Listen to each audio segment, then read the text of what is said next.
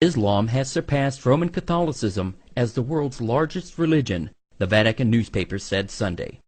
For the first time in history, we are no longer the top. Muslims have overtaken us, Monsignor Formenti said in an interview with the Vatican newspaper. He said that Catholics accounted for 17.4% of the world's population, a stable percentage, while Muslims were at 19.2%.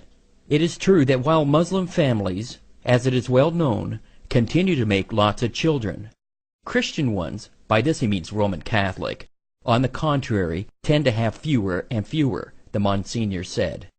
According to a report by Faith Matters, the UK is seeing a surge in Brits converting to Islam. In the last year, around 5,200 people in Britain converted to Islam. As many as 100,000 have converted in the last decade. Now, while that's not a huge number if you consider the UK's total population, which is around 61 million, it's definitely notable. Of those converting, about 62% were women, and the average age is over 27 years old. And the vast majority of women who converted also changed their appearance, with a significant majority adopting the hijab, or a headscarf. Now, we've done stories here on the show how some European countries have voted to ban the hijab in public, to ban minarets. But that's not the case in the UK. Now, the obvious question really is, what is behind this high rate of conversion?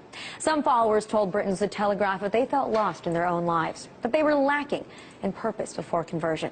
And most Brits have reported that since their conversion, they've been living with ease in the UK, that they've only faced minimal problems from their families about their new choice of religion.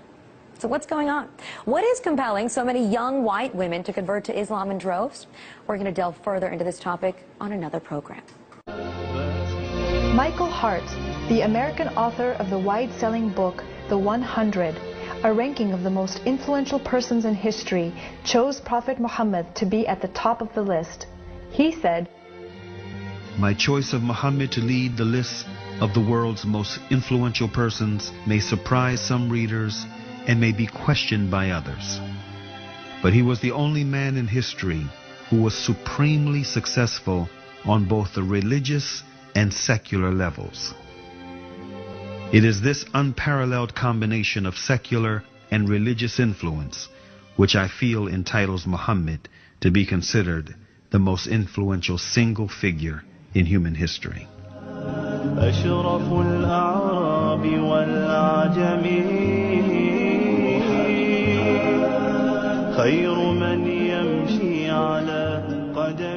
Many international intellectuals were impressed with Prophet Muhammad's personal qualities and expressed it in their writings.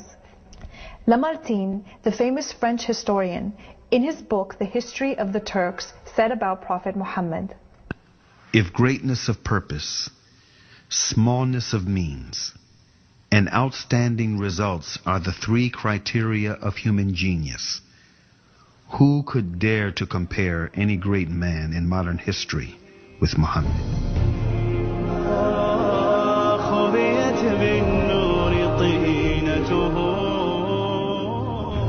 Mahatma Gandhi, the spiritual leader of the Indian independence movement and the pioneer of resistance through mass civil disobedience, said about Prophet Muhammad, peace be upon him, "I became more than convinced that it was not the sword that won a place for Islam in those days in the scheme of life. It was the rigid simplicity, the utter self-effacement of the Prophet, the scrupulous regard for pledges, his intense devotion to his friends and followers, his intrepidity, his fearlessness, his absolute trust in God and in his own mission." Wolfgang Goethe, one of the key figures of German literature and one of the most famous European poets, who was also a painter, humanist, scientist, and philosopher, said about Prophet Muhammad, "He is a prophet and not a poet, and therefore his Quran is to be seen as a divine law and not as a book of a human being, made for education or entertainment."